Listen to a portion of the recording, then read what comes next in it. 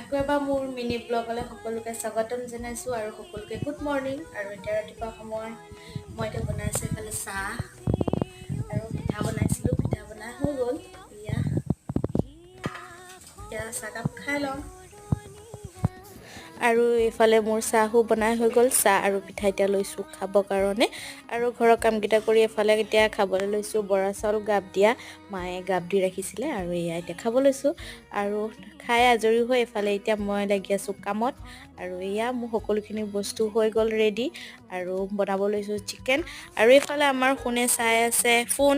আৰু এয়া দালি হ'বলেই হ'ল আৰু ভাবিলোঁ আজি চিকেন বাক বনাব দিওঁ, যিহেতু আমি বনাই থকা হয়। তাই আহিছিলে আজি তাইকে বনাবলৈ দিলোঁ। আৰু বনাই হোৱাৰ পিছত এইফালে শুনক এতিয়া মই ভাত খুৱাই দি আছোঁ। আৰু সকলোৱে খোৱাৰ পিছত এতিয়া আমি খাবলৈ লৈছোঁ। আজিলৈ ইমানেই, বাই বাই।